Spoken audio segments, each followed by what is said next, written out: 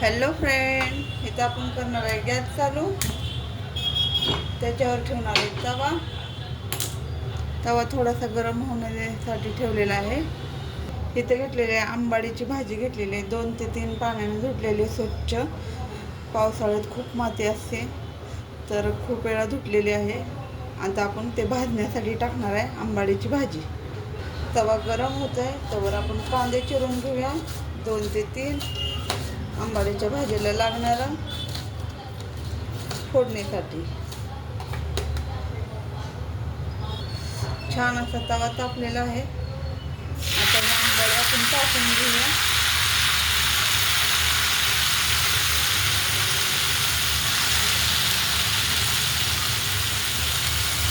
त्याला चिरायला वगैरे लागत नाही. तव्यावर टाकल्यावरच वास एकदम छान येतो आंबूसाचा.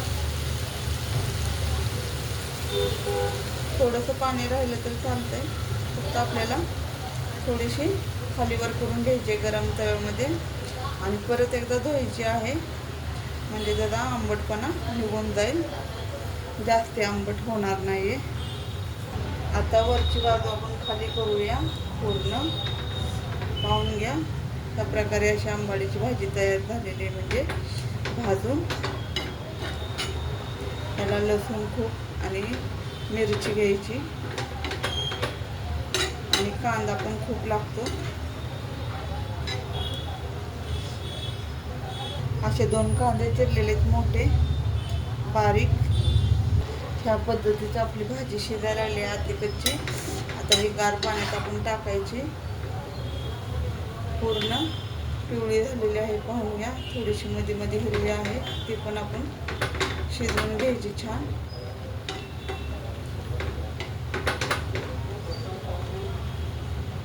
आता आपण ही भाजीचा तवा साईडला ठेवूया आणि लगेच अशी कढई ठेवून घेऊया.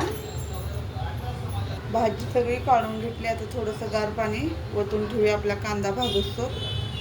कढई गरम होते. आपण तेल टाकून घेऊया. तेल जरा जास्ती लागतंय. तेल टाकून घेतलेलं आहे 3 पळी. आपलं किटलीमध्ये असते ती. आता आपण जिरीची फोडणी देऊया. लगेच असा कांदा टाकून द्यायचा.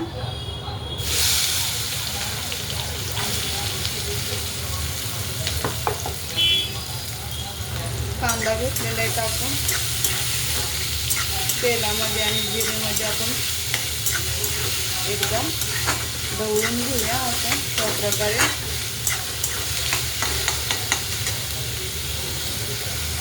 इथे घेतलेल्या आहेत मिरच्या. 7-8 मिरच्या आहेत.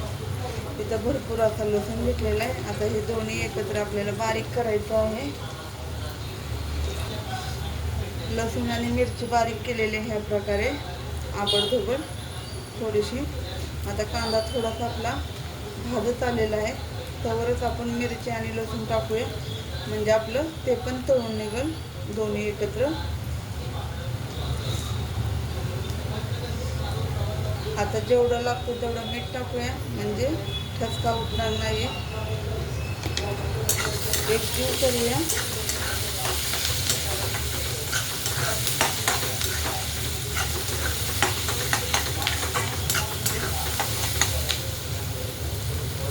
अगदी थोडीशी हळद टाकूया.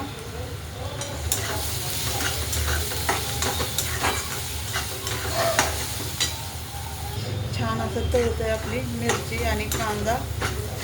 पूर्ण तेलातच तळतंय.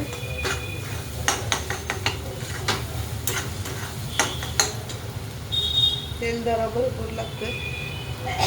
जवळनं पहा छान असा कलर आलेला आहे. छान असं भाजलेलं आहे पाहून घ्या. मिरची पण भाजलेली आहे पूर्ण. भाजी काढून अशी पिळून घेतलेले ते आता आपण टाकून घ्यायचे. असे 2 प्रकारचे गोळे झालेत ते आपण असे सुट्टे करायचे आणि टाकून घ्यायची. एकजीव करूया कांद्यामध्ये.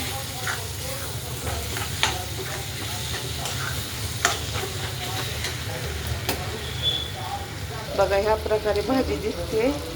आता आपण शेंगाचा कूट टाकून घेऊया जेवढा लागतो तेवढा. आता शेंगाचा कूट टाकूया. ह्या लवकर मापातनं पडत नाही आहे, कारण की शेंगदाणे फुटलेले आहेत, त्याला तेल सुटलेलं आहे खूप सारं. ते गच्च झालेलं आहे शेंगदाणे. आता एक जीव करून घेऊया.